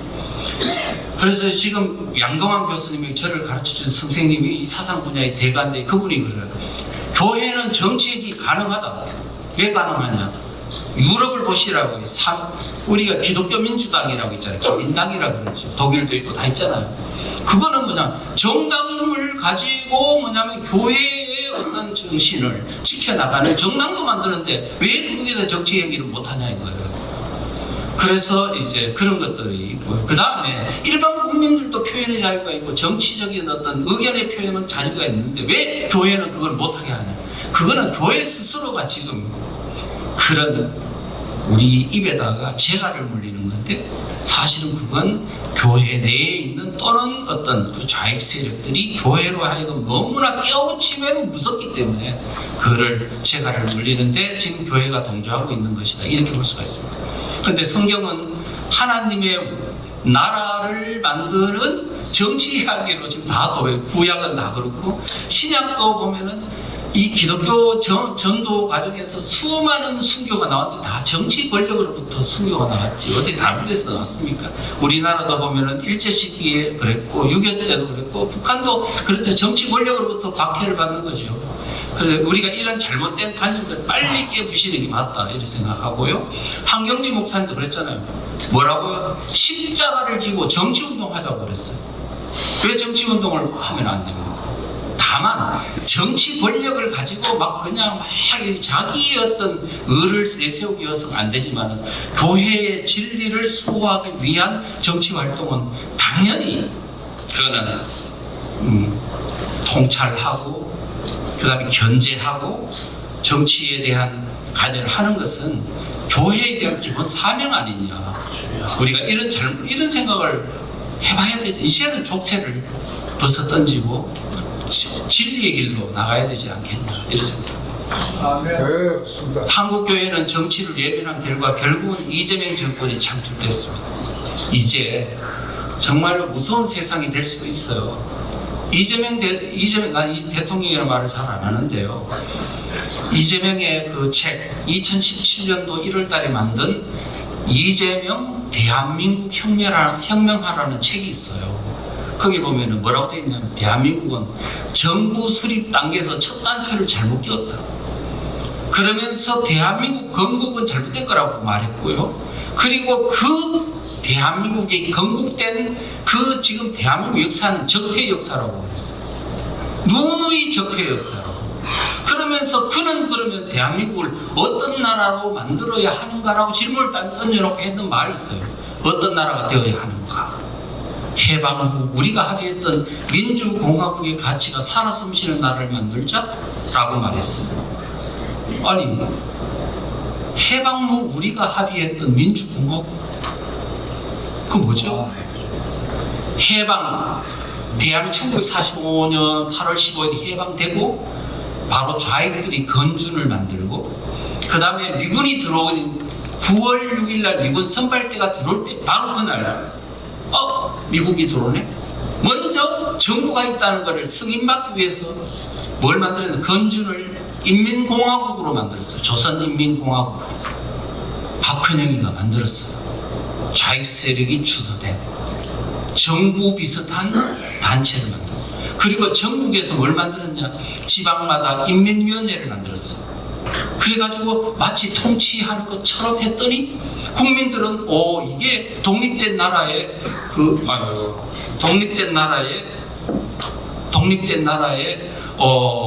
정부가 주는 행정 서비스구나 이런 생각을 하면서 그냥 아무 경계심 없이 받아들였습니다. 자, 그랬거든요. 그래서 미군정이 어떻게 했냐? 이거를 정부를 참칭하네? 정부를 참칭해서는 안 된다 해서 막 행정 권한을 막 뺐었어요. 안 뺏기려고 막 했어. 그래가지고 겨우 몇 달 동안에 다 뺐었습니다. 그런데 제주도는 끝까지 못 뺐었습니다. 그래서 지금 제주도 그 사건들이 일어난 거죠. 자, 그랬습니다. 그래서 그때 그것 조선인민공화국 그게 아마 해방 후 우리가 하겠던 민주공화국의 가치라고. 그러면서 뭐라 그래요? 지금 대한민국은 태어나서는 안 될 나라.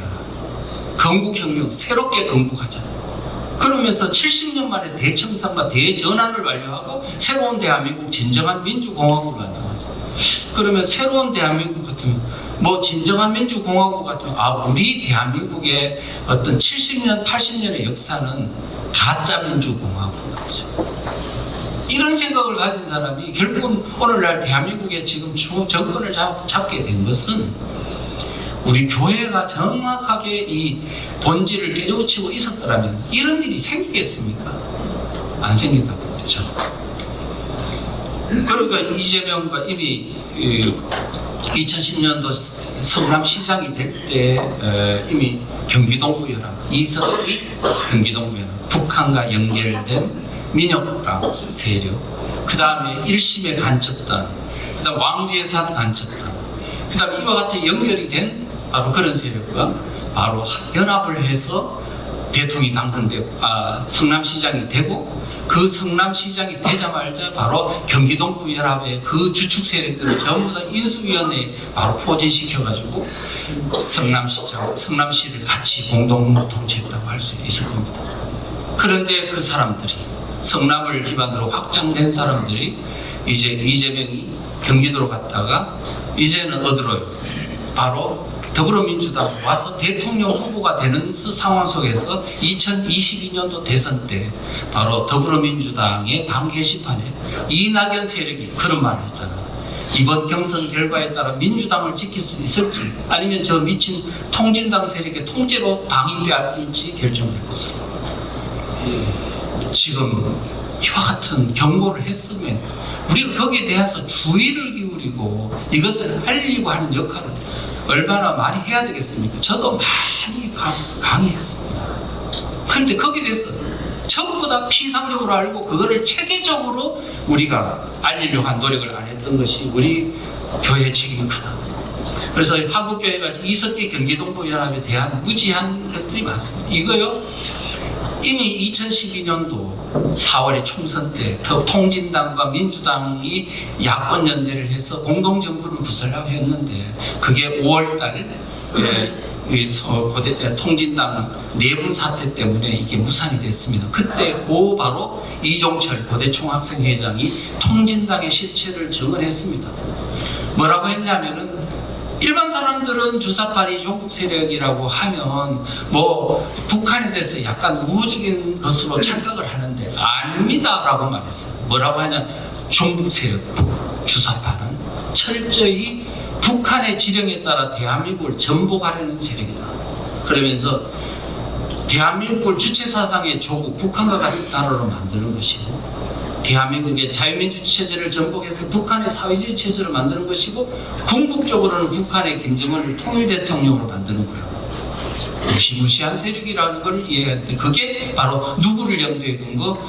통진당의 당권파 이석기 경기동부연합 세력을 염두에 둔 발언입니다.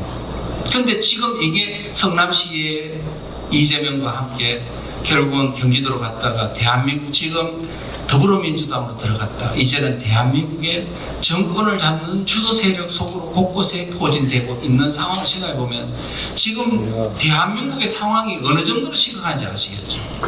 이와 같은 데는 교회가 이런 사상에 대한 무지, 왜 하나님의 말씀만 생각하십니까? 하나님을 하나님의 질서를 파괴하는 데는 사탄이 다 작동을 하는, 그럼 사탄에 대해서 연구해야 될 거 아닙니까? 그 다음에 한국교회는 종북자 북한과의 연계성도 있습니다. 솔직히 말해서 볼까요? 지금 윤 대통령을 보고 뭐 외환 세력이라고 외환죄를 덮어씌우려고 하는데, 외환죄라는 말은 뭡니까? 내란죄는 내부의, 국내에 있는 내부의 적과 함께 국가를 전복하려고 하는 세력이다. 근데 외환죄는 뭐냐면 바로 국가 밖에 있는 적국이나 적대 세력과 통보를 해가지고 바로 대한민국을 전복하려고 하는 것을 외환죄라고 합니다. 자, 그런데 지금 윤석열 대통령을 외환죄로 덮어씌우려고 하는 거였죠. 왜냐하면 평양에 드론 던지는 거를 막 떨어뜨린 걸 가지고 북한을 자극해서 지금 막 남한을 공격하게 해가지고 이 비상계엄을 정당하게 하려고 한 거 아니냐라는 그런 연결을 시키려고 했는 건데, 지금 그게 거의 다 아닌 것으로 이미 판명이 나고 있습니다. 그런데 지금 그런 걸 생각하면 죄 없는 사람을 덮어씌우는 데는 선수예요. 지금 사실은 외환죄로 따지면은 종북 좌파들이 얼마나 북한과 연결해가지고 지금 대한민국에 있는 총선, 대선, 지방선거와 연결해가지고 끝없이 대한민국을 전복하려고 했던 게 얼마인데, 이재명만 하더라도 충북 동지회라는 간첩단이 있어요. 2021년도 7월 달에 적발된 건데 문재인 때죠. 충북 동지회 간첩, 이거는 다 지금 국정원의 수사 과정에서 다 드러난 거예요. 뭐라고 했냐면 2020년도 중반경 7월에 바로 충북 동지회가 북한에 있는 문화교류국이라고 공작기관에다가 통지문을 보냈어요. 뭐라고 했냐면 이재명 경기지사를 민주진보개혁 세력의 대선 후보로 광범위한 대중조직을 결집할 수 있도록 본사에서 적극 도와달라고. 본사가 북한 아닙니까? 대통령 선거를 후보를 결정하는 거 안 돼서 북한 보고 도와달라고 했어요. 그런데 답장 왔어요. 한 달 뒤에. 좀 기다려라. 지금 이번에 이재명이 대선 후보로 나서자면 아직 넘어야 될 산이 많다. 당선되면 북한에서 바라는 통일 대통령이 될 수 있겠느냐 하는 문제가 있는 만큼 좀 시간이 있으니까 기다려라. 대통령 후보를 둘러싸고 북한과 지금 막 간첩단 간에 막 내밀이 이런 소통이 일어나, 이거 외환죄 아닙니까? 맞습니다. 지금 이와 같은 것들이 너무너무 중요한데 거기에 대해서 우리가 교회가 왜 이런 데 관심을, 이거 정치 이야기라고요? 이게 어떻게 정치 이야기입니까? 대한민국이 넘어지면 북한과 같은 나라가 되면 교회가 다 파괴되는 걸 다 알면서도 너무나 비극적이에요. 자, 8번째, 한국교회 기복신앙이 남긴 후유증. 저는 뭐 이 부분은 제가 좀 뭐 다 아시겠죠. 다 아시는데 이제 어떤 부분을 강조하고 싶냐면 기복신앙, 복을 받고 싶은 신앙. 그러니까 한국의 어떤 문화가 한국 교회는 들어가지 않았나 하는 의심입니다. 그런데 제가 볼 때는 어떤 문제가 있냐 하니까 이 후유증이 있는데, 물론 하나님의 축복을 받아서 돈 부자가 되고 자녀들이 축복받아가지고 또 이렇게 잘 되고 뭐 하면 다 좋지요. 하나님 축복에 관한 얘기는 성경이 많이 있으니까 그거를 탓하고자 하는 게 아니고, 그게 너무 집중되어 있고 너무 거기에 매몰되어 있는 것이 가져오는 후유증이 너무 크다는 거예요. 어떤 부분이냐면 자기중심입니다. 내가 지금 축복을 받아야 돼요. 하나님한테 기도를 하는 게요, 한국인들이 기도하는 거하고 미국인들이 기도하는 게 좀 틀리더라고요. 이번에 내 미국에 3개월 가 있으면서 알았는데요, 한국 사람들은 뭐냐면 제일 처음 하나님한테 기도를 할 때 하나님 저희들 축복해 주시고 뭐 해 주시고 뭐 그다음 우리 아들 잘 되게 해주시고 건강 챙겨 주시고 막 이래 되는 거예요. 그런데 전부 다 보면은 하나님한테 기도를 하는데 나를 중심으로 하나님한테 요구를 하는 겁니다. 이거 들어달라고. 그러면 중심이 하나님이 중심이에요? 개인이 중심이에요? 개인이 중심인 것 같아요. 그런데 그 개인 중심이 갖는 문제점이 뭐냐면 상당히 많아요, 이게. 그렇게 하다 보면은 이 성경의 많은 진리 중에 아까 우리 이성구 교수님께서 말씀하신 것처럼 이 사랑과 공의, 진리, 정의와 공의라고 말씀하셨는데 정의와 공의가 굉장히 중요한 건데 이거는 쏙 빼놓고 무조건 하나님 예수님은 사랑이시라. 저는 어릴 때 저 하나님이 되게 두려웠거든요. 그래서 하나님 아버지라는 말을 정말 잘 안 했습니다. 아버지가 무서워가지고 하나님도 무서운 존재로 생각하고 그랬지. 그런데 세상 밖에 나와가지고 우리 시골에서 저쪽에 도시로 나오니까 하나님이 야단치고 징계하고 이런 얘기는 하나도 없고요. 전부 다 사랑받고 축복받는 얘기만 많이 하더라고요. 아, 하나님이 바뀌었나? 그런 생각이 들 정도였어요. 그래서 결국 그런데 저는 생각한데 하나님은 사랑의 하나님이지만 공의의 하나님이에요. 그러니까 사랑뿐만 아니고 잘못될 때 응징하는 하나님, 예수님도 그렇고 그런 두 개의 어떤 측면들을 같이 강조해 줘야 되는데 한쪽에만 기울어져 있다 그런 느낌이 들었고요. 그러다 보니까 전부 다 내 축복을 받아라는 거예요. 나 중심으로. 그런 것들은 이제 어떤 심각한 후유증을 갖더라고요. 나 중심은 나 중심. 근데 미국은 어떠냐 하니까 하나님 중심이더라고요. 다는 그런지는 모르겠는데요. 내가 교인들, 여러 청년들이나 이렇게 기도하는 거 보니까 뭐라 하냐. 항상 하나님한테 지금 하나님 제가 지금 내가 가야 될 길에 하나님이 원하시는 저에게 원하시는 사명이 뭡니까? 이렇게 자꾸 묻는 것 같아요. 기도를. 근데 우리는 내 중심으로 하나님한테 막 요구를 하는 그런 것들이 항상 있어서 그 후유증이 결국 뭐냐면 800만 명의 한국의 기독교인들이 전부 다 나 중심. 그러면서 국가나 공의라든가 이런 건 없어. 그러다 보니까 어떤 문제가 있냐 하니까 모래알, 교인들이 다 모래알처럼 흩어지는 존재. 그런데 미국은 어떠냐? 모든 걸 하나님 중심으로 해요. 하나님 제가 해야 될 사명이 뭡니까? 그 전부 다 그렇게 묻다 보니까 하나님을 중심으로 해서 모든 교인들이 하나로 이렇게 연결되어 있더라고요. 그래서 미국이 뿌리가 깊은 신앙이 역시 다르구나 그런 생각을 좀 했거든요. 그리고 그 다음에 지금 뭐냐면 축복 중심을 하다 보면은 고난이 오면 못 이겨요. 하나님 왜 내한테 이런 고난을 주십니까? 되거든요. 그 다음에 국가가 고난을 당해서 내 목숨을 버려야 된다면 나는 못해. 예, 축복 주는 하나님이 왜 내한테 이렇게 고난을 주십니까? 하나님은 내게 응답을 안 하셨네요. 그러면서 이제 교회를 이탈하거나 되지 않나. 우리가 이런 문제가 제가 잘 모릅니다. 목사님 앞에서 지금 이야기하는 게 참 엉터리일 수도 있는데 제 나름대로 느끼는 바는 그렇다라는 말씀입니다. 그 다음에 한국교회의 교회 이기주의가 생각보다 심각하다. 교회만 살리면 된다. 국가야 망하든 말든. 그런 게 또 차별금지법만 막으면 된다. 저는 참 괴롭더라고요. 지금 자유민주주의 체제가 무너지면 교회가 다 파괴되는데 차별금지법만 막으면 된다. 어디서 그런 논리가 나오냐고요. 지금 차별금지법만 해도요. 지금 보니까 제가 그걸 보는 순간 기가 막히더라고요. 23개 항목 중에 지금 말하는 성별, 성적 지향, 성적 정체성에 관한 차별금지는 3항목밖에 없어요. 나머지는 대한민국에 있는 국가에 대한 어떤 그 자유민주주의 체제, 그 다음에 시장경제 체제를 파괴하고, 그 다음에 이런 것들로 완전히 많아요. 그러면 결국 차별금지법이 통과되면 대한민국 전체가 망하는 건데, 왜 차별금지법은 곧 교회를 파괴하는 법이라고 이렇게 축소를 해가지고 3개 항목 가지고 주구장창 800만 명의 기독교인들이 이 막는데 다 동원되냐고 28,000개 중에 하나인 이거는 저는 이해할 수 없습니다. 그러면서 이렇게 하면 어떤 부작용이 있냐 하니까 지금 다른 자유민주 체제가 무너져가지고 교회가 파괴되는 여기에 전부 다 교인들을 눈 감고 여기에 다 갇히게 만드는 결과를 낳지 않습니까? 뭐 주민자치 기본법에도 보면 성별 차별금지 다 있잖아요. 그러면 차별금지 막으면 되나요? 주민자치 기본법 통과되고 끝나는 겁니다. 이제는 그런 것들, 그 다음에 한국교회를 움직이게 하는 전략의 부재를 말씀드리겠습니다.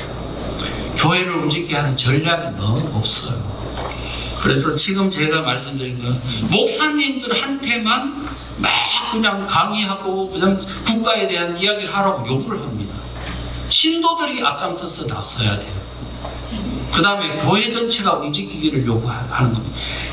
왜 교회가 전체 안 움직여요? 어떻게 교회가 전체 다 움직일 수 있나요? 저는 성경에 보니까 기도원 300용사 2만 명 모였는데 다 보내고 또 뭐 남은 사람들 또 모르니까 남은 사람들 또 10,000명 중에 또 보내고 300명만 딱 모아놓고 너희들은 이길 수 있겠나? 목숨 버려도 되겠나? 그랬더니 하겠습니다. 이런 사람들 딱 300명 모아가지고 전투에 나가서 이겼잖아요. 오합지졸 어주이들 그런 다 필요 없다고요. 무슨 그렇다고 해서 다 어주이들이라는 뜻은 아닙니다만은 먼저 깨달은 자로 조직을 만들어라. 그리고 시멘트하고 모래가 섞이면 안 됩니다. 일단은 뭔가 전사로서의 사명을 가진 의지가 있는 투쟁력 있는 사람들로 우선 소수로 모아놓고 그 다음에 먼저 조직에서 활동하면서 서서히 교육을 통해서 설득을 통해서 이 사람들을 하나씩 각성시켜서 이 조직을 확장시켜 나가야지 처음부터 그냥 막 모아가지고 하겠다 이런 그거는 과욕이 세상에 어디 있습니까? 전쟁에 대한 기본도 없는 거죠. 처음에는 3명부터 시작해도 됩니다. 저는 지금 고혜연 이 조직 여기 있는 분들이 핵심 서면 300명만 모아 보십시오. 여러분들이 100명하고 또 감리교, 침례교, 장로교회 그런 사람들 덕도 뭉친 사람을 모아가지고 300명만 모으면 하나로 일사불란하게 전투체제를 갖추고 전략 전술에 입각해서 한다면 대역사가 일어납니다. 이 역사가 안 일어날 것 같습니까? 일어납니다. 저는 가능합니다. 네. 그 다음에 또 하나는 뭐냐, 이론과 전략 없이 따로따로 움직인다. 이론과 전략 없이요 그냥 무대기로 그냥 막 하는 거예요. 그래서는 안 됩니다. 그 다음에 깨달은 자 중심으로 집회만 올려내서도 안 됩니다. 지금 뭐냐면 어디서 전투가 승패가 결정되냐 하면은 어떻게 하냐면 바로 대한민국의 자유민주주의 모든 유권자가 다 깨우쳐가지고 그 투표에 의해서 결정되기 때문에 깨달은 소수 사람들이 또 모여가지고 이렇게 해가지고 안 된다고요. 어떻게 해야 돼요? 성경에서 나오잖아요. 예수님이 성령을 받고 마가다락방에서 받고 그 다음에 깨달은 자가 성경 들고 어디로 가냐 하면 쫙 그냥 전도하러 깨우러 나왔었잖아요. 마찬가지로 우리는 먼저 공부하고 소수 사람이 공부한 후에 어디로 나갔어야 되나 그거를 다른 데 퍼뜨려가 확산하기 위한 전도 여행을 떠나야 되는데 우리는 그 전도 여행을 안 하고 우리끼리 모여가 계속 똑같은 얘기를 하는 것은 시간 낭비고 에너지 낭비다. 그래서 우리가 그 다음에는 또 교회가 사상교제나 가르치는 훈련소 자체가 없습니다. 그러니까 각자 유튜브를 보면서 뒤죽박죽으로 공부를 해서 체계적인 훈련이 되지 않은 것이 근본적인 문제입니다. 자, 이제 마지막으로 한국교회는 새로운 영적 대각성 운동이 일어나야 합니다. 그래서 제2, 제3의 고혜연이 만들어지고 그 다음에 이 고혜연이 사실은 우리 소수인데 소수 괜찮습니다. 그래서 여기하고 또 다른 교단에 있는 그 단체들이 모여가지고 하나의 거대한 네트워크를 형성합니다. 그래서 우리가 지금 우리 손영원 목사님을 중심으로 이 고난을 받으면서 생겼잖아요. 그래서 이 고신교단 내에 강력한 응집력과 그 다음에 깨우기 운동을 통해서 이게 확산을 시켜 나가면 당연히 이 모델을 보면서 다른 교단에서 또 이게 생깁니다. 그러면 지금 대한민국의 거대한 역사가 일어날 거라고 봅니다. 그 다음에 방법은 간단, 명료, 단순, 명쾌한 교범을 만들어가 이거를 전체 같이 공유해야 일사불란한 전투체제가 가능합니다. 네, 그런 말씀을 드리고요. 그 다음에 또 하나는 뭐냐면 지금 우리 한국교회가 옛날에 민족복음화라는 얘기를 많이 했잖아요. CCC나 했는데 지금 민족복음화가 아니고요. 한국 교회에 있는 청년들이라든가 유년주의라고 다 없어졌어요. 우리는 지금 뭐냐면 이때야말로 민족복음화를 이룰 수 있는 절호의 기회예요. 왜 그러냐고요? 지금 물반고기반입니다. 우리 속된 말로 물반고기반. 지금 한국에서요 엄청난 변화의 바람이 보이지 않는 곳에서 일어나고 있습니다. 강력한 도자기가 서서히 일어나고 있어요. 그게 뭐냐? 지금 이재명이가 어떻게 보면은 정치학교 참 교관인 것 같아요. 그래서 우리 지금 이재명을 보면서 이래서는 안 되지. 대한민국 위험하네 해서 10대, 20대, 30대가 막 깨어나기 시작하는데 그냥 여사의 문제가 아니에요. 지금 뭐냐면 군인들도요 지금 좌파가 없대. 다 우파래요. 서서히 변하고요. 얼마 전에 지금 저 도봉구에 있는 어떤 저 부목사님이 그러더라고. 지금 도봉구에조차도 10대, 20대 청년들은 있잖아요. 80% 우파래요. 지금 저기 강주에도요. 지금 국민의힘당이 20대에 관한 지금 국민의힘당이 더불어민주당을 2배를 앞서고 있어요. 자, 10대, 20대, 30대 그렇죠. 그 다음에 또 있습니다. 지금 보십시오. 특별재판부 만들어가지고 막 법원을 파괴하려고 하니 판사들이 막 각성되죠. 그 다음에 검찰 그냥 완전히 조져버리고 지금 공소 제기하는 권한까지도 막 침해를 하니까 검사들이 똘똘 뭉쳐가지고 막 일어나고 있죠. 모든 평검사까지 같이 일어나고 있죠. 그 다음에 공무원들 보고 75만 명의 공무원들을 지금 다 뭐냐면 SNS 내놓으라, 그 다음에 핸드폰 내놓으라 그러니까 지금 분노가 꼭지가 돌고 있어요. 대한민국을 이끈 모든 공무원들이 이거 아니었구나 하면서 지금 막 깨우침이 일어나고 있고 군인들이 일어나고 있죠. 지금 그런데 문제는 뭐냐면 40대, 50대 이 사람들이 대한민국을 주도권을 잡고 있다는 게 문제예요. 지금 이때 일어나고 있는 이 어떤 내용을 계속 불을 일으켜서 앞으로 이 사람들을 몰아내는데 누가 역할을 해야 되냐? 교회가 해야 돼요. 교회가 하면은 지금 20대, 10대, 20대, 30대를 교인으로 다 그냥 묶어놔 시킬 수 있겠습니까? 없겠습니까? 있습니다. 그러면 민족복음화 됩니까? 안 됩니까? 됩니다. 자, 그 다음에 또 하나. 여기서 뭐냐 반공적 기독교가 부활이 되고 나면은 어떻게 되냐면은 우리 한국 국민들만 깨우는 교회만 깨우는 게 아니고 나아가서 교회 밖으로 가서 대한민국을 살리는 운동을 교회가 먼저 한다면은 5,200만 명 국민들을 구분화시킬 수 있습니다. 아멘. 나아가서 아멘. 현재 지금 세계 질서는 동서냉전 옛날의 체제를 다시 부활하는 중국 중심으로 한 북중러의 공산 진영과 그 다음에 자유민주주의 진영 간의 신냉전 질서가 지금 트럼프에서 만들어지고 있어요. 그런데 거기서는 뭐냐면 지금 국내적으로 미국도 그렇고 모두가 좌파들이 그 안에 막 뒤섞여 있어가지고 90년도에 이걸 잘못하는 바람에 지금 완전히 내전이 일어나고 있거든요. 한국에서 반공적 기독교로 부활해가지고 이거를 이제 세계로 전도 여행을 떠나도록 하자.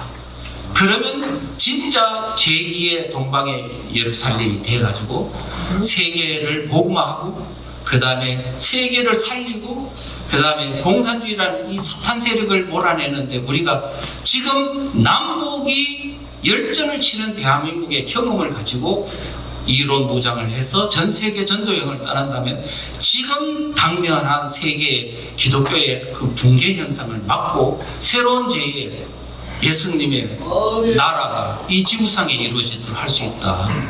그래서 세계 복음화 운동으로도 발전할 수 있다고 말씀드립니다. 네, 맞습니다. 이제 한 2분만 더 하고 끝내도록 하겠습니다. 지금 이제 영적 전쟁입니다. 사상 전쟁이자 체제 전쟁이자 이것은 영적 전쟁. 교회가 사느냐 죽느냐 이 문제에 직면했습니다. 그래서 우리가 이 문제를 모두가 전파하는데 그래 알겠어. 그런데 내가 지금 이분은 잘 모르는데 어떻게 하지? 예, 걱정 안 해도 됩니다. 교재가 있습니다.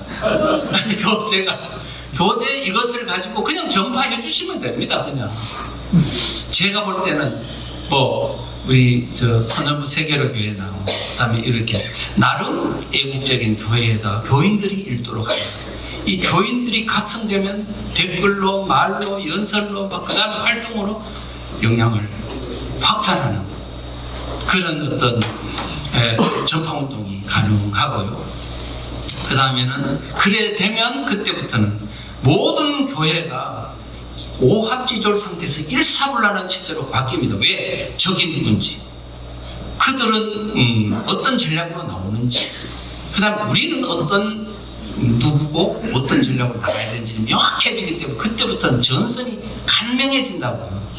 그래서 요것만 하면 된다. 그래서 저도요, 아버지인데 우리 아들, 딸이 있어요. 근데 제가 사상 이야기를 아들, 딸한테 막 이야기하니까 아빠 듣기 싫어. 아빠 좀 그만해. 이렇게 이야기합니다. 그래서 저도 전략을 바꿨죠. 저도 짱구가 아니에요. 제가 사상에 대해서 모르고 역사에 대해서 모르겠습니까만은 자녀는 뭐냐, 아버지 자꾸 이야기하는 듣기 싫다는 이거야. 내가 가르치니까 안 된 거예요. 그래서 제가 이제 책 쓸 때마다 야, 오탈자 좀 봐줄래? 10만 원씩 줄게. 그러니까 열심히 알바를 해야 되니까 보더라고요. 근데 그 1년 동안에 쏙 들어가 버리는 거예요. 놀라워요. 근데 제가 애국운동하는 분들 보고 꼭 말씀드리고 싶은 게 있어요. 자기가 가르치지 마십시오.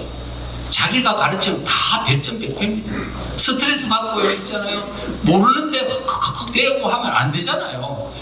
딱 이 책자를 몰라, 내가 한번 읽어보니까 너무 좋더라고. 니도 한번 읽어봐. 그렇게 슥슥슥 하잖아요. 바로 쑥 들어갑니다. 거부하는 거 없이. 그런 것을 우리가 이제 했으면 참 좋겠습니다. 이제 이번 고혜연 오늘 행사는 특별한 의미가 있다고 생각합니다. 이번에 이 각성됐다기보다 이미 각성돼 있는데 전략 전술에 대한 좀 인식이 부족한 부분은 제가 나름대로 오늘 말씀한 것을 가지고 잘 옆으로 조직을 만들면 좋겠고, 그 다음에 고혜연이 주요 사업 중에 하나로 지금 제가 만든 요 책이 있잖아요. 체제 마스터 플랜도 좀 전파를 해주시면 좋고, 그보다 더 중요한 거는 소책자. 이제는 교회가 나설 때라는 책 38페이지짜리 책이거든요.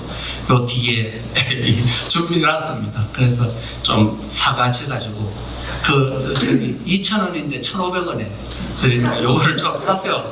좀 주변에 나눠주시면서 오늘 저 가진 거는 다 소화가 돼서 부탁을 드리겠습니다. 고맙습니다.